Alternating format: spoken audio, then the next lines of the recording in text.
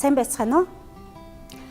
Үзэгч та бүхэнд энэ удаагийн тэл хичээлийг Монгол Улсын боловсролын их сургуулийн боловсрол судлал, насан туршийн боловсролын зайны сургалтын тэнхимийн багш Мөнх Эрдэнэтэй хамтран зан явуулнаа. Хичээлийн эхэнд та бүхнээс дараах асуултуудыг асууя. Үүнд нэгдүгээрт та өдөр тутмынхаа мэдээллийг ямар их сурвалжуудаас авдаг вэ? Хоёрдугаарт мэдээллийнхаа найдвартай байдалд итгэдэг үү? Гуравдугаарт дижитал литераси буюу тоон бичиг үсгтэн та мөн үү? Дөрөвдүгээрт цахим хэрэглээнийхаа зөв зохистой байдлыг хянаж чаддаггүй. Эдгээр асуултын хариултыг өнөөдрийн хичээлийн төгсгөлд олж авна гэдэгт итгэлтэй байна. Тэгэхээр та бүхэн өнөөдрийн хичээлээр дижитал литераси буюу тоон бичиг үсгтний талаар судалж тань мэднэ. Юуны өмнө бичиг үсгийн боловсрол нь амьдралын бусад чухал чадваруудыг эзэмших боломжийг олгодог. Литераси гэдэг үгийн гарал үүсэл нь бичих унших чадварыг илэрхийлдэг. Дэлхийн улс үндэстэн бүр хүн амынхаа бичиг үсгийн мэдлэг боловсролыг 4 түвшинд ангилан авч үздэг. Үүнд бичиг үсэг үл мэдэгч, бичиг үсэг бага мэдэгч, бичиг үсэг сайн мэдэгч, бичиг үсгийн дараах мэдлэг гэж ангилдаг. Дэлхийн эдийн засгийн форумоос 2017 онд Монгол улсын нийт насанд хүрэгчдийн 98% нь бичиг үсэгт тайлгдсан. Дэлхийн 187 орноос бичиг үсэг тайлгдалтаараа Монгол улс 11-р жагсаж байна гэсэн судалгааг гаргасныг та бүхэн дэлгэцснээс харж байна. Өнөөдөр бид мэдээлэл харилцаа холбооны технологийн асар хурдцтай өсрөнгөө хөгжлөн ирэн үед амьдарч байна. Өөрөөр хэлбэл бид өдөр тутмынхаа амьдралыг гар утасгүйгээр, интернетгүйгээр, ямар нэгэн цахим хэрэгслэлгүйгээр өнгөрөх тийм боломжгүй болсон гэсэн үг. Бидэнд цахим хэрэглээ ус агаар мэт болсон гэсэн үг. Тийм ч учраас 21-р зууныг мэдээллийн 90 гэж тунхагласан. Тиймээс дэлхийн улс үндэстэн бүр иргэдийнхаа уламжлалт бичиг үсгийн боловсрол дээр тулгуурлан тоон бичиг үсгийн мэдлэгт шилжихийг зорин чухалчилж байгаа юм аа. Дижитал литераси гэдэг үг ихэнх үедээ компьютерийн дүрм журам, техникийн чадварыг илэрхийлдэг байсан. Гэсэн хэдий ч 20-р зууны төгсгөл үед энэ ойлголт өргөжсөн. ЮНЕСКОгийн 2003 оны 6 сард Парист болсон шинжээчдийн хурлаар батлагдсан ажлын тайланд бичиг үсгийн чадвар нь өөр хэм маягтай буюу хэвлэмэл болон бичмэл материалуудыг ойлгох, таних, тайлбарлах, бичих, харилцах, тооцоолох чадвар юм аа. Бичиг үсэг нь хувь хүн амьдралынхаа зорилгыг биелүүлэхийн тулд тасралтгүй суралцах, өөрийнхөө мэдлэг чадварыг хөгжүүлэх мөн хувь хүнийг нийгмийн өргөн хүрээнд харилцаанд оруулдаг гэж тодорхойлжээ. Монгол Улсын засгийн газрын 2019 оны 73 дугаар тогтоолоор цахим засаглал үндэсний хөтөлбөрийг батлан гаргасан. Уг үндэсний хөтөлбөрийн зорилго төрийн байгууллагуудын үйл ажиллагааны бүтээмж, үр ашгийг нэмэгдүүлэх, засаглалын ардчилсан, нээлттэй, хүнд сурталгүй, ил тод, хариуцлагатай байдлыг идэвхжүүлэх, төрийн үйл ажиллагааны инновацийг дэмжиж, цахим хөгжлийг боловсронгуй болгох замаар цахим засаглалыг хөгжүүлэхэд оршино гэж заасан байна. Тэгвэл хөтөлбөрийн зорилтын 4.1-д бүх нийтийг тоон бичиг үсгтэн болгох, 4.8-д бүх шатны төрийн байгууллага, албан хаагчид мэдээлэл харилцаа холбооны технологийн зохистой, ёс зүйтэй хэрэглээг төлөвшүүлэх гэж тус заасан юм аа.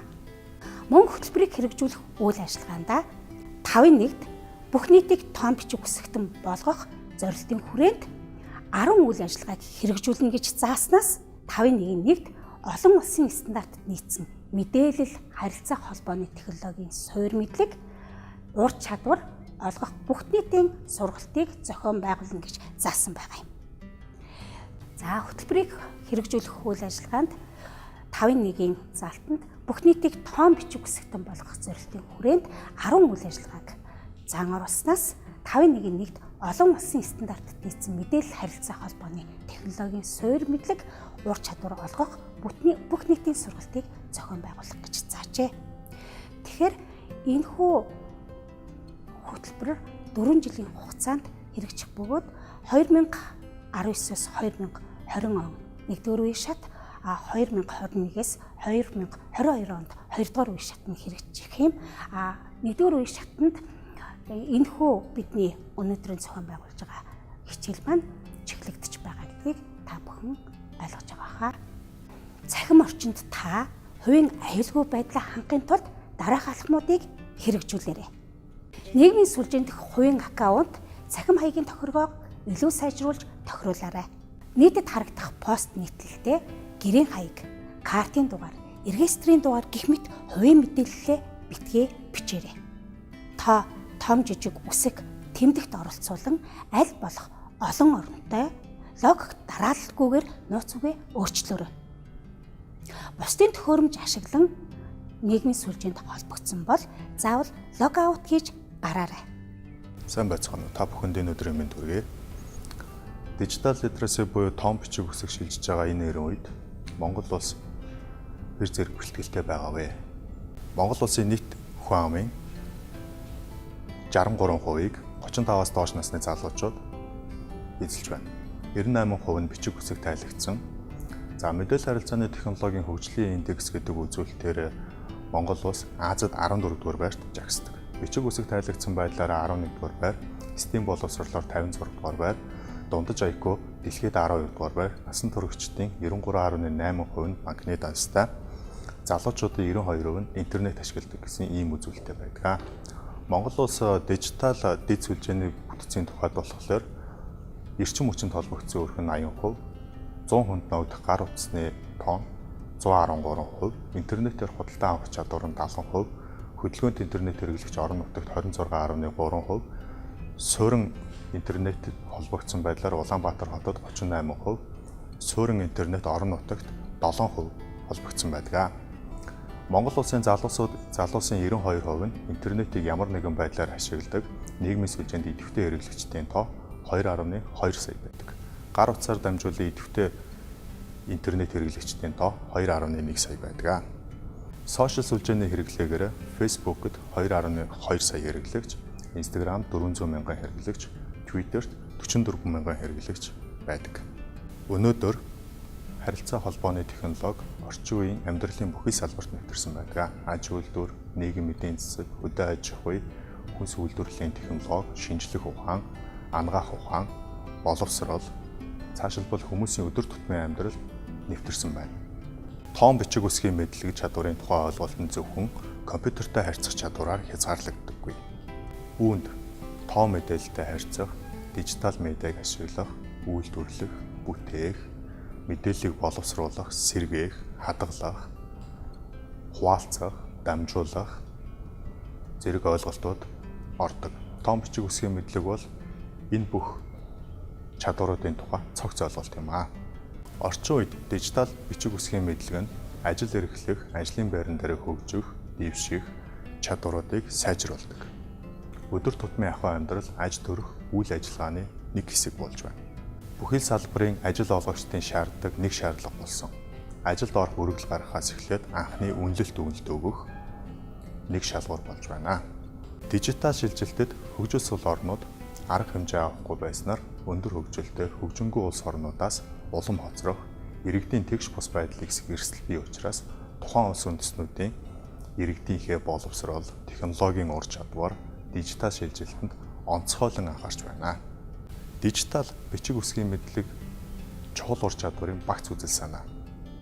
Мэдээлэл харилцаа холбооны технологийн бичиг үсгийн мэдлэг нь компьютер сүлжээний тусламжтайгаар нийгэм соёлын үйлчилгээг интернетэд түгээхэд хэрэглэгчдийг идэвхтэй оролцох боломжийг олгодог чадварууд. Технологийн бичиг үсгийн мэдлэг нь дижитал технологийн талаар илүү гүнзгий ойлголт ба хэрэглэгч болон техникийн тооцоолын чадварыг хамруулсан ойлголт юм. Мэдээллийн бичиг үсгийн мэдлэг нь бидний нийгмийн тухай боловсрол, үүнд дижитал мэдээллийг ирж хаях, тодорхойлох, олж авах, боловсруулах, ашиглах чадварууд багтдаг. Өнөөдөр тоон бичиг үсгийн мэдлэг нь амьдрах ур чадварын нэг чухал чадвар болж байна. Мэдээлэл харилцаа холбооны технологийн хэрэглээний мэдлэг чадвар нь нийгмийн бүхий л иргэд суралцж мэдэх ёстой мэдлэг чадвар юм. Тоон бичиг үсгийн мэдлэг чадвар нь юунд хэрэгтэй вэ? Мэдээлэл харилцаа холбоо технологийн систем төхөөрөмжүүдийг зөв сонгож, үр дүнтэй ашиглах. Хувийн амьдрал ахуйда програм хангамжийн хэрэгслийг зөв сонгож ашиглах. Нийгмийн сүлжээнд үнэм зөв мэдээллийг ирж хаах, эрэг байх, хувийн мэдээлэлээ хамгаалах. Харилцаа холбоонд ашиглах. Хувь хүн болон байгууллагын санхүү, төлбөр тооцооны систем, худалдаа, үйлдвэрлэлд ашиглах. Хувь хүн болон байгууллага мэргэжлийн програм хангамжийн хэрэгслийг зөв сонгож ашиглах. Хувь хүн болон байгууллагын менежментийг оновчтой болгох. Хувь хүн болон байгууллагын үйл ажиллагааг илүү үр дүнтэй болгох. Хувь хүн болон байгууллага бизнес эрхлэх шинэ арга замыг судлах. Мэдээлэл харилцаа холбооны технологийн шинжилэлд бэлэн байх, өөрчлөлтийг хүлээн авч, орчин үетэйг хөл нийлүүлэн алхах. Дээрх зүйлийг багцлаад тайлбарлавал техникийн мэдлэг чадвар, тоон технологиг бүрэн ашиглаж буй байдал. Мэдээллийн хөгжлүүдийг ашиглах, цахим орчны харилцаа ба оролцоо. Заах, сургах, өөрийгөө хөгжүүлэх, цахим орчныг бүтээлч байдал, аюулгүй байдлыг хангах. Техникийн мэдлэг чадвар, тоон технологиг бүрэн ашиглаж буй байдал гэдэгт компьютер болон бусад ухаалаг төхөөрөмж, ухаалаг утсыг хэр чадварлаг эзэмшиж байгааг харуулдаг. Мэдээллийн өгөгдлүүдийг ашиглах, хувийн болон ажлын дижитал мэдээллийг хайх, олох, боловсруулах чадварыг эзэмшсэн байх.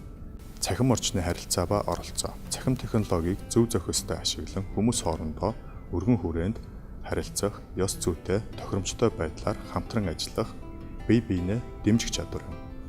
Заах, сургах, өөрийгөө хөгжүүлэх. Тоон технологиг ашиглан бид бусдад зааж, сургах, суралцах, өөрийгөө хөгжүүлэх бүрэн боломжтой бөгөөд цахим орчинд видео, зураг, мэдээлэлээр дамжуулан хэрэгцээт мэдээллийг олж авах, бусдад түгээх чадвар юм. Цахим орчны бүтээлч байдал. Үүнд дижитал болон цахим орчны бүтээлч байдлаар зураг, видео мэдээллийг боловсруулад, ийтгэл, нийтлэл бичих зэргээр шинийг хийх, шинэ арга замуудыг эзэмшин хувийн болон ажлын хэрэгцээнд бүтээлчээр ашиглах чадвар юм. Аюулгүй байдлыг хангах. Үүнд технологи цахим орчноос хувийн болон ажлын мэдээллийн аюулгүй байдлыг хангах чадвар юм. Зарим тохиолдолд цахим орчныг ашиглан хувь хүн албан байгууллагын мэдээлэлд алдах, ашиглах, гэмт хэрэг үйлдэлүүд гарч байна. Түүнээс бид урьдчилан сэргийлэх, мэдээллийн аюулгүй байдлаа хангах нь чухал юм аа. Та бүхнийг дээрх асуултынхаа хариултуудыг олж авсан гэдэгт итгэлтэй байна. Манай өнөөдрийн хичээл үүгээр өндөрлөж байна.